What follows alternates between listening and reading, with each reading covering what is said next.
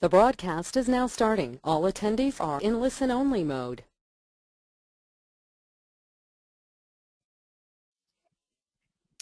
Good afternoon. I am Dr. Ana Marty with the Florida Center for Reading Research, the Florida State University.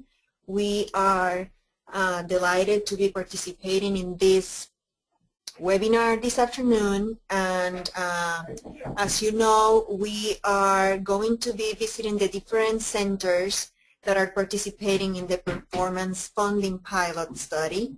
And one of the tasks that the teachers have to do for this project is to complete a behavioral survey on each one of the children of this school readiness children that we are going to be collecting data on.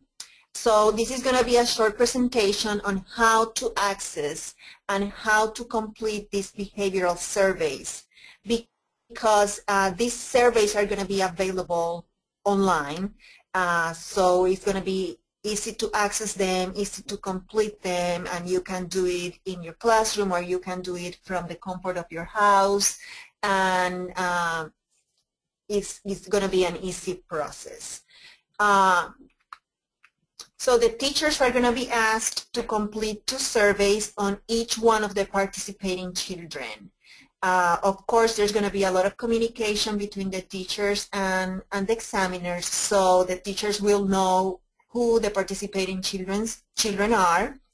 The surveys that the teachers have to complete are behavioral surveys, as I said before.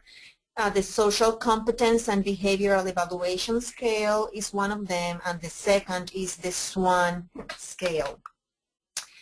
Each child should have one of each completed. So for each child, you complete 1 social competence and behavioral evaluation scale and 1 SWAN scale. Of course, there are going to be centers where there's a teacher and an aide in one classroom, so only the teacher is the one who has to complete these forms on the children. As I said, the surveys are going to be available online, and this is the link that the teachers have to click on to access the surveys. We are going to provide this over the email as well, so you access the directors. We have the directors' contact information, so the directors are going to make this available to the teachers for them to access the surveys online. This is our preference, that the teachers access and complete these surveys online. However, we know that there are certain places without internet access. So if you cannot access the internet, we will be glad to make these surveys available to you on paper. But as I said before, we prefer the teachers to access them online. Everything that you'll provide will be asked on these surveys. Your information, child information, everything is going to be on this link. You don't need to go anywhere else to access anything else. The first thing that you are going to do is that you're going to enter basic information about yourself and about the child. So this, after you click on the link that we saw before, this is the screen that you're going to see. You're going to enter your first and last name and also the name of the center, and you're going to enter the child's first and last name. This is very important, so we can use this data with the other data that we are going to be collecting in the centers. I don't have the rest of the page on this screen, but you're going to provide information on the gender of the child, the race of the child, and also the ethnicity of the child. And this is very important. There's a section for race, and there's a separate section for ethnicity. And that ethnicity section asks whether the child is Hispanic or Latino or not. So if a child is Latino, please mark Latino, but also choose a race, whether the child is white, Black, Asian. So both sections, race and ethnicity, need to be completed for each child. So after you provide your information and the child's information, then the screen is going to take you to the first survey, which is the Social Competence Behavioral Scale Survey. It has 30 items, and it evaluates different dimensions on the child's social behavior. And when you are completing this survey, we want the teachers to think about how this child's behavior compared to the rest of the group, the rest of other children who are on the same age over the past 2 months. And you're going to click on the circle that best fits the child. This is the survey. So now you'll have a better idea of what you're going to see on the screen.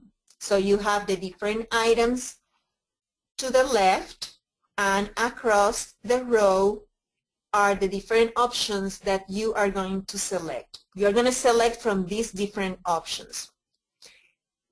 For example, the first one says the child. This is about the child. Maintains neutral facial expression, doesn't smile or laugh. And you think about this child in comparison with other children in your classroom that are the same age. If it never happens, you're going to click on never. If it happens sometimes, you click sometimes. If it always happens, then you click always. But you are going to choose only one option, one answer for each one of the items. And this survey has, remember, this survey has 30 items. I would like to repeat that when you click the link that takes you to these surveys, you are not going to go to anywhere else. On this on this page, you'll find everything that you need to complete on each one of the children. So after you finish the social competence and behavioral evaluation, the screen is going to take you to the SWAN, which is the second and last survey that you need to complete on these children. It also has 30 items. And this one evaluates self-control in each one of the children.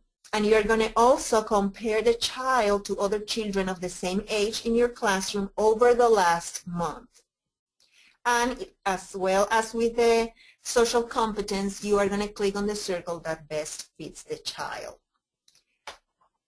This is the screen. This screen shows how you're going to see the SWAN on your computer when you click on the link, as well as the social competence behavioral scale. All the questions or items are on the left, and across the row, the options, and you're going to select one of these options. Let's look at item number 5. Organizes tasks and activities. The child organizes tasks and activities. Does the child do it far below, on average, or far above? So you are going to select one answer on each one of the items. Remember that both surveys have 30 items, and you are going to think about the child, one of the children who are participating in this in the study. Or I should say you are going to complete this on each one of the children who are participating in the study. It's very simple. It's very straightforward. You only have to click on the link.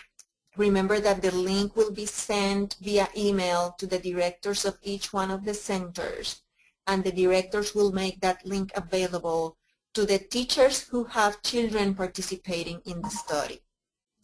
So if, let's say, Mrs. Smith has children participating in the study, and it happens that Ms. Smith has 5 children participating in the study, Ms. Smith has to complete one survey for each one of these children. So she'll have to go to complete 5 different surveys because she has 5 children in the study. If you have any question, you can, we are going to have time available for you to type your questions and email them to the organizer, or you can also email them to the Office of Early Education, of Early Learning, and the email is on the screen.